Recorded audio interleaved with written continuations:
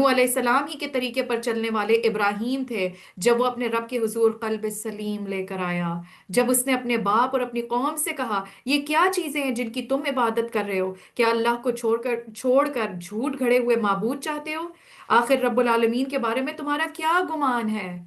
تو پہلے نوح علیہ السلام اور یہاں پہ ابراہیم علیہ السلام، اور ابراہیم علیہ السلام کی کوالٹی جب وہ قلب سلیم لے کر آئے، سلامت دل لے کر آئے، تو یہ سلامت دل کیا ہے؟ جو شک اور شرک سے پاک دل ہوتا ہے، جو لوگوں کی خیر خواہی والا دل ہوتا ہے،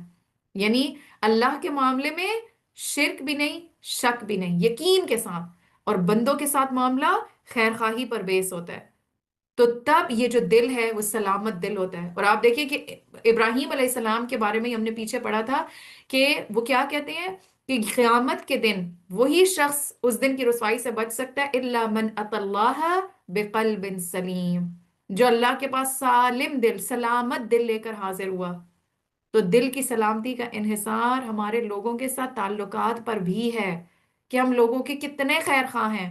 اور آپ دیکھیں مسلمان کے تو مسلمان پر حق بھی بتا دیے جو بہرحال پورے کرنے ہیں، اور وہ 6 حقوق ہیں کہ جب ملو تو اسے سلام کرو، تو یہ حق ہے، اس کا مطلب ہے یہ فرض ہے، اگر اس حق کو پورا نہ کیا تو پوچھ ہوگی۔ جب ملو تو سلام کرو، جب وہ دعوت دے تو اسے قبول کرو، جب وہ تم سے خیر خواہی طلب کرے تو اس کی خیر خواہی کرو، جب وہ چھینک مار کر الحمدللہ کہے تو تم یرحمک اللہ کہو، جب وہ بیمار ہو جائے تو اس کی عیادت کرو، اور جب وہ فوت ہو جائے تو اس کے لیے جنازے میں شامل ہو جاؤ۔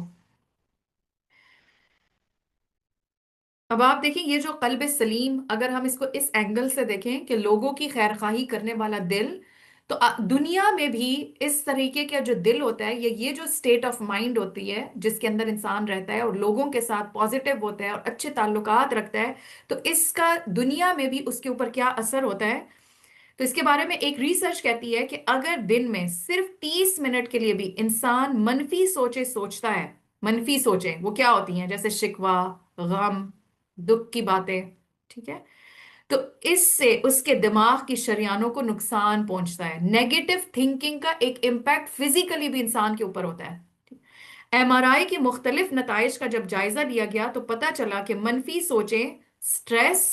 ناخوش رہنا دماغ کے ایک حصے کو سکیڑ دیتا ہے، جس کی وجہ سے انسان نئی چیزیں نہیں سیکھ سکتا، انسان کے جذبات کے اندر پوری طرح ٹھہراؤ نہیں آتا، یعنی وہ ایموشنلی انسٹیبل رہتا ہے۔ تو کتنا اثر ہے نا اس نیگیٹیوٹی کا اور نیگیٹو تھاٹس کا انسان کے اوپر۔ تو اس لیے لوگوں کی خیر خواہی کریں، اچھی باتیں سوچیں، یس نیگیٹو لوگ ہوتے ہیں، غم ہوتے ہیں، شکوے ہوتے ہیں، اس کو ریپلیس کر دیں، اچھے لوگوں کی باتیں سوچیں، اچھے لوگوں کا خیال کریں، اچھی اچھی